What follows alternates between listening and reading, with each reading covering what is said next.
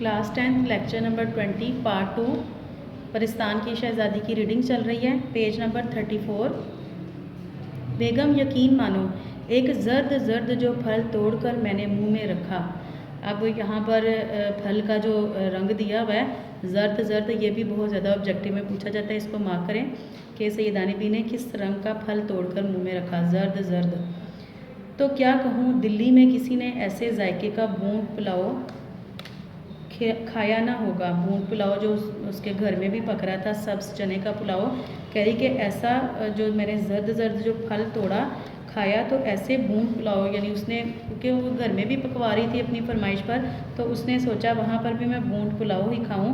तो जैसा कि उन्होंने कहा था कि जिस खाने का ख्याल करोगी उसी खाने का मज़ा आएगा, तो उसने बूंद पुलाव का ख्याल किया। तो उसने कहती कि ऐसा जायका कि दिल्ली में भी किसी ने ऐसा जो है बूंद पुलाव नहीं खाया होगा।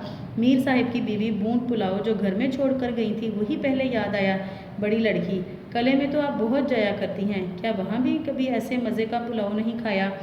अब यहाँ पर बड़ी लड़की ने जो ये पूछा था कि कले में बहुत जाया करती हैं, इसको भी मार्क करें। और मीर साहब की बीवी ने क्या कहा था, बूंद पुलाव जो घर में छोड़कर गई थी वही पहले याद आया। ये किसने ये जुमला बोला था, इसको भी ऑब्जेक्टिव में मार्क करें। और ऑब्जेक्टिव के साथ साथ अब आपको पता है कि शॉर्ट क्वेश्चंस भी आपको पहले भी गाइड किया है कि चैप्टर के अंदर से भी शॉर्ट क्वेश्चंस पूछ लिए जाते हैं। इसलिए ऑब्जेक्टिव को इस तरह प्रिपेयर करें कि अगर कोई इसका क्वेश्चन भी आपको बना के दिया जाए तो वो भी आप आसानी से उसका जवाब दे सकें।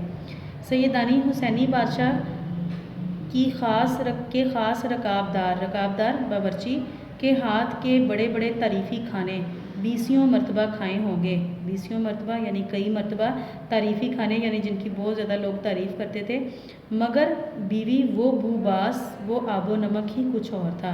बूबास खुशबू, आबो नमक यानी खाने पीने की चीज़ें, पानी नमक वैसे अगर लफ्ज़ी मतलब देखा जाए, लेकिन आबो नमक से मुराद खाना ही कुछ और था, यानी वहाँ के खाने का कोई जायका ही और था। हाँ तो बहन बस फिर क्या था, जो खाने खाए थे, बल्कि जिनका नाम ही सुना था उनका ख्याल करती गई, और अल्लाह तेरी शान वही मज़ा आता गया। अचंभे की हैरानी की बात थी कि जब एक फल तोड़ती दूसरा उसकी जगह फ़ौरन निकल आता। फूलों कलियों को जो चखा मिठाइयाँ थीं। अब यहाँ पर फूल और कलियाँ जो थीं वो क्या थे, वो मिठाइयाँ थीं, और जो फल थे वो क्या थे, वो खाने थे।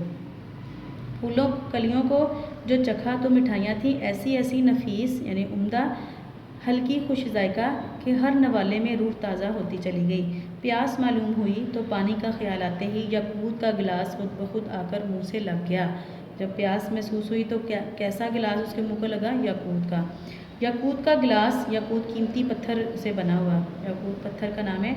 और ऐसा हबाब कि बाहर से पानी झम करता दिखाई देता है। हबाब वैसे तो बुलबुले को कहा जाता है, तो यहाँ पर उन्होंने कहा कि उसमें पानी भी ऐसा था कि बाहर से ही झम करता दिखाई देता था।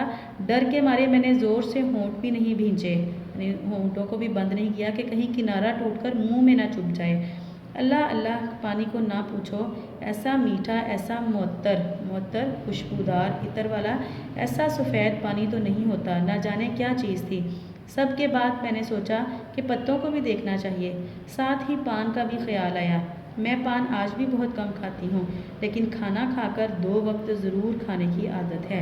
यहाँ पर आप मार्क करेंगे कि सैयदानी बी को कितने वक्त पान कितने वक्त खाती थी, 2 वक्त खाती थी, 3 वक्त, 4 वक्त, ठीक है। और कब खाती थी, खाने के बाद। और पत्तों को जब देखा तो उसे किस चीज़ का ख्याल आया, पान का ख्याल आया। अब जब पत्ता तोड़ती हूँ तो पान की खुशबू मुंह में जो रखा तो ये मालूम हुआ कि इतरदान में रखी हुई गिलोरी किले में आ गई। गिलोरी यानी पान, और किले में आ गई यानी रुखसार में या गले में आ गई। कहते हैं कि मोहम्मद शाह रंगीले की कोकला बाई जैसा पान खाती थी। कि कोकला बाई यानी ये मोहम्मद शाह रंगीले, ये भी वो जो है वो किसी बादशाह का या किसी का ये बड़ी शख्सियत का नाम है कि उसकी कोकला बाई जैसा पान खाती थी। لال قلعے میں تو اس سے پہلے نہ اس کے بعد کسی کو نصیب ہوا، یعنی کہ وہ حوالہ دے رہی ہے کہ محمد شاہ رنگیلا جو تھا اس کی جو بائی تھی کوکلا بائی، جیسا پان وہ کھاتی تھی، یہ لال قلعے کی اب بات ہو رہی ہے۔ لال قلعے کے دونوں جو یہ پرسنالٹیز جو جن کے نام ہیں محمد شاہ رنگیلا بھی اور کوکلا بائی بھی، یہ لال قلعے کے لوگوں کی بات ہو رہی ہے کہ اس سے پہلے لال قلعے میں سے پہلے نہ اس کے بعد کسی کو نصیب ہوا، یعنی اس کا پان ایسا بے مثال تھا کہ نہ اس سے پہلے کبھی کسی نے ایسا پان کھایا تھا اور نہ اس کے بعد، یعنی کوکلا بائی جیسا پان کھاتی تھی اس طرح کا پان۔ مگر میں کہتی ہوں کہ اگر وہ پرستان کے اس پتے کو ایک دفعہ صرف سونگھ لیتی تو ساری عمر سر دھنتی رہتی۔ سر دھننا، مست ہو جانا۔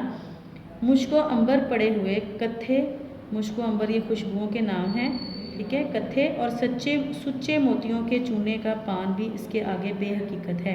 سچے موتی یعنی بالکل ہی قیمتی اور بالکل کھرے اصل موتیوں کے چونے کا پان بھی اس کے آگے بے حقیقت ہے۔ جب سانس لیتی تھی نئی سے نئی خوشبو کی لپٹیں آتی تھیں۔ اب بہن بادشاہ بیگم نے، جن کا نام زمرد پری تھا، یہ اس کو معاف کریں، بادشاہ بیگم کا اصل نام کیا تھا، یعنی کہ جو بادشاہ کی بیگم تھی اس کا نام زمرد پری تھا، توشہ خانے والیوں کو حکم دیا، توشہ خانے باورچی خانے والیوں کو، کہ شہزادی کے کپڑے لاؤ۔ کشتیوں پر کشتیاں، تھان پر تھان آنے لگے، یعنی بڑی بڑی جو تھی وہ تھان اور بڑے بڑے جو ہے وہ ٹریوں میں یا پراتوں میں رکھ کے کپڑے آنے لگے۔ کپڑوں اور گوٹا کناری کو دیکھ کر میری تو عقل جاتی رہی۔ بڑی بڑی رانیوں شہزادیوں کے جوڑے دیکھے ہیں، نور بائی کی پشواس بھی دیکھی ہے۔ پشواس ایک لمبی پاؤں تک جو فراک ہوتی ہے جس میں سیروں جواہرات ٹکے ہوئے تھے۔ سیر اس کو کلو کو کہتے ہیں، سیر کلو سے کم ہوتا ہے وزن کی بات کی ہے۔ جواہرات یعنی ہیرے ٹکے ہوئے تھے، لگے ہوئے تھے اس میں، لیکن ان کپڑوں سے کیا نسبت، یعنی کہ یہ جو کپڑے تھے ان سے کہاں وہ مل رہے تھے، بالکل بھی نہیں مل رہے تھے۔ کجا دنیا کے کپڑے، کجا پرستان کے، کجا کہاں۔ آنکھ نہیں ٹھہرتی تھی، ریشم اور سونے کے تاروں سے بنی ہوئی آب رواں، موتیوں سے لیسی ہوئی گلشن، یہ کپڑوں کے نام یہاں پہ آب رواں کپڑے کا نام ہے، اور موتیوں سے لیسی ہوئی یعنی مکمل طور پر لدی ہوئی گلشن بھی کپڑے کا نام ہے، ٹھیک ہے۔ ریشم اور سونے کی تاروں سے بنا ہوا تھا کپڑا، آب رواں اس کا نام تھا، اور موتیوں سے لدا ہوا ایک کپڑا تھا گلشن جس کا نام ہے۔ ایسے ہی کم خواب بھی قیمتی کپڑے کا نام ہے، اور زربفت بھی سونے کی تاروں سے بنے ہوئے لباس کا نام ہے۔ کہ دید نہ شنید کہ یعنی نہ دیکھا نہ سنا، گوٹا وہ کہ دنیا دیکھے اور اش کرے، اش کرنا بہت واہ واہ کرنا، تعریف کرنا۔ رنگ رنگ کے جواہرات کی لڑیاں تھیں۔ جب سامان آ گیا تو بادشاہ بیگم بولی، لو بھی سیدانی اب تم اپنا ہنر دکھاؤ، بہت تمہاری تعریف سنی ہے، ہم تو جب جانے کہ پرستان میں بھی تمہارا نام ہو جائے۔ میں دل میں تو بہت پریشان ہوئی کہ یا اللہ میں یہاں کیا کاریگری دکھاؤں گی، کون سی وز ٹانکوں گی، یعنی کس طرح سے میں کپڑے سیوں گی کہ ان کے لیے نئی ہو۔ مگر زبان سے کہا، حضور اللہ مالک ہے، وہی آبرو رکھنے والا ہے، صبح ہونے دیجئے، جو کچھ مجھے آتا ہے حاضر ہوں۔ وہ ہنس کر بولی، سیدانی بھی پرستان میں نہ دن ہوتا ہے نہ رات، ایک ہی موسم اور ایک ہی وقت رہتا ہے، تم جب چاہو کام شروع کر دو۔ میں نے تعجب سے عرض کیا، تعجب حیرانی سے، تو کیا یہاں لوگ سوتے نہیں؟ کہنے لگی، یہاں سونے کا کیا کام، نیند پرستان میں نہیں آتی، ہمارا مشغلہ تو 8 پہر سیر سپاٹے ہیں، 8 پہر یعنی دن رات سیر و تفریح کرنا۔ پرستان سے جی بتایا تو دنیا والوں کے خوابوں میں چلے گئے۔ بہن میں نے دیکھا کہ واقعی نیند کا نام بھی آنکھوں میں نہیں، نہ پیٹ میں گرانی یعنی بھاری پن، نہ سر بھاری، نہ انگڑائیاں یعنی نہ جمائیاں، یعنی کہ جو نیند کے لیے ہمیں جو ضرورت ہوتی ہے، جس طرح نیند سے پہلے سستی ہوتی ہے، بالکل کچھ نہیں تھا۔ سوچا کہ کیوں لگائی جائے، قطر بیونت کا سامان تو موجود ہی ہے، یعنی قطر بیونت یعنی کاٹنے اور سینے کا۔ اللہ کا نام لے کر جوڑے کترنے لگی یعنی کاٹنے لگی، اور اسی وقت سے سینے اور ٹانکنے کا لگا دیا۔ ادھر میں ایک طرف بیٹھی ہوئی اپنے کام میں مصروف تھی، ادھر ناچنے گانے والی پریوں کے تخت اتر رہے تھے، ایک سے ایک ترہ دار شاندار، ایک سے ایک شوخ، اپنے فن میں استاد۔ نہ کانوں نے کبھی ایسا گانا سنا تھا، نہ آنکھوں نے ایسے ناچ دیکھے تھے۔ آوازیں تھیں کہ جیسے کوئلے مل کر کوکیں یعنی کوئلے مل کر گا رہی ہیں یا بول رہی ہیں۔ ناچ تھا کہ ہوا میں جیسے تتلیاں اڑ رہی تھیں۔ کیا پوچھتی ہو بیگم، خدا کی قدرت کا تماشا تھا، لیکن مجھے تو اپنی فکر تھی کہ کہیں جلدی کام نپٹے اور چھٹکارا پا کر گھر جاؤں۔ نپٹے یعنی ختم ہو کام، ذرا کی ذرا آنکھ اٹھا کر دیکھ لیتی اور اپنی سوئی چلانے لگتی۔ اس کی کارسازی کے قربان، کارسازی مہارت، صدقے مشکل کشا مشکلیں حل کرنے والا، عقل نے ایسا کام دیا، یعنی یہ اللہ کی تعریف میں بول رہی ہے، عقل نے ایسا کام دیا اور پہلے ہی جوڑے میں واہ واہ ہو گئی۔ واہ واہ ہونا، تعریف ہونا۔ شہزادی کا چہرہ بھی خوشی کے مارے پھول کی طرح کھل گیا۔ اب کیا تھا، میرے ہاتھ پاؤں میں گھوڑے لگ گئے، گھوڑے لگ جانا، کام جلدی جلدی ہونے لگنا، دنوں کا کام گھڑیوں میں ہونے لگا۔ کہانی بہت لمبی ہے، کہاں تک کہوں، جس کام کی آدمی دھن باندھ لینا، پکا ارادہ کر لینا، وہ ہو ہی جاتا ہے۔ آخر سارے جوڑے سل بھی گئے اور ٹک بھی گئے۔ کتنے دن لگے یہ کون کہہ سکتا ہے، وہاں دنوں کا حساب ہی نہ تھا۔ ہاں، اگر یہاں اتنا کام کرتی تو خدا جھوٹ نہ بلوائے میرے اکیلے ہاتھ پر 1 سال سے کم نہ لگتا۔ اس عرصے میں ساری پریاں، خاص طور پر شہزادی، مجھ سے بہت محبت کرنے لگی تھی۔ خالہ سیدانی کہتے کہتے اس کا منہ سوکھتا تھا۔ گھنٹوں میرے پاس بیٹھی رہتی اور مجھ کو سوئی چلاتے دیکھا کرتی۔ تم جانو، پاس رہے کا بڑا اثر ہوتا ہے۔ مجھے بھی اس کی بھولی بھالی شکل پر پیار آتا تھا، مگر دل کو کیا کرتی، یہ نگوڑا تو یہاں پڑا ہوا تھا، یعنی دنیا میں اس کا دل جو تھا وہ دنیا کی طرف تھا۔ دھیان، گھر کی یاد چین نہیں لینے دیتی تھی۔ ہائے، اپنا کھنڈلا پرستان میں بھی نہیں بھولا۔ کھنڈلا یعنی جھونپڑا یا چھوٹا گھر۔ آخر جب سارا کام ان کی مرضی کے مطابق ہو گیا تو میں نے کہا، حضور، خدا نے مجھے سرخ رو کیا، سرخ رو کامیاب کیا، مولا نے میری آبرو رکھ لی۔ سرکار کی شہزادی کی شادی اور شہزادی کو یہ جوڑے پہننے مبارک ہوں۔ اب لونڈی کو رخصت کیجیے۔ لونڈی یعنی غلام کو، باندی کو۔ بادشاہ بیگم بولی، سیدانی بھی ہمارا جی چاہتا ہے کہ شہزادی کی شادی دیکھ کر جاؤ۔ سچ کہوں، میرا جی بھربھرایا، یعنی تھوڑا نرم ہو گیا، مگر سوچا کہ سیدانی دیوانی ہوئی ہے، تو خاکی یہ آتشی، یعنی مٹی سے بنی اور یہ آگ سے بنے ہوئے زیادہ میل اچھا نہیں۔ میل یعنی ملنا جلنا، ملاپ کرنا۔ ذرا سی دیر میں بگڑ بیٹھی تو جلا کر خاک کر دیں۔ بگڑ بیٹھنا یعنی ناراض ہو گئی تو ختم کر دیں گی۔ بہاڑ میں جائے پرستان اور پرستان کی شادی، بہاڑ میں جائے یعنی جہنم۔ چل اپنے گھر چل، اور ہاتھ جوڑ کر عرض کیا، شہزادی کی شادی آپ کو جم جم نصیب ہو، یعنی بہت نصیب ہو، مجھے تو جانے دیجیے۔ یہ سن کر شہزادی کی آنکھوں میں آنسو بھر آئے۔ وہ بولی، سیدانی بھی تم کیوں جاتی ہو، ہمارا دل کڑتا ہے، یعنی جلتا ہے، نہ جاؤ، یہیں رہو۔ میرے کلیجے پر چوٹ سی لگی، یعنی کچھ دکھ ہوا اسے۔ بڑی مشکل سے اپنے آپ کو سنبھال کر بولی، سیدانی بھی تم پر واری، بیوی تم اپنا جی بھاری نہ کرو، تم بلاؤ گی تو 100 دفعہ آؤں گی، ایک دنیا نہیں چھوڑ سکتی، یعنی اچانک سے میں دنیا نہیں چھوڑ سکتی، مٹی مٹی میں خوش رہتی ہے۔ شہزادی تو کچھ خفا اور کچھ رونقتی سی ہو کر اٹھ گئی، یعنی رونے والی صورت بنا کر۔ بادشاہ بیگم بولی، اچھا بھی سیدانی، تمہاری مرضی، جاؤ، خدا حافظ، اور اسی کل موہے بکر گدے کو حکم دیا سیدانی بھی کو ان کے گھر پہنچا دے۔ خبردار جو راستے میں کسی قسم کی شرارت کی، اور دیکھو جو انعام و کرام سیدانی بھی کو بادشاہ نے دیا ہے وہ سب پالکی میں رکھ لینا۔ دل میں خوش اور ظاہر میں بسورتی ہوئی، یعنی منہ بناتی ہوئی سب سے رخصت ہوئی۔ وہی پریزاد جو مجھے پالکی سے اتار کر لائی تھی ساتھ لے کر چلی۔ پھاٹک کے باہر پالکی موجود تھی اور مردوں کسی وضع کا آدمی پاس کھڑا تھا۔ میں پالکی میں بیٹھی اور دم کے دم میں پالکی ہوا سے باتیں کرنے لگی، یعنی دم کے دم تھوڑی دیر میں۔ پالکی میں بیٹھ کر میں نے ادھر ادھر دیکھا کہ وہ جو پرستان کے بادشاہ نے انعام و کرام دیا ہے کہاں ہے، اندھیرے میں کیا نظر آتا۔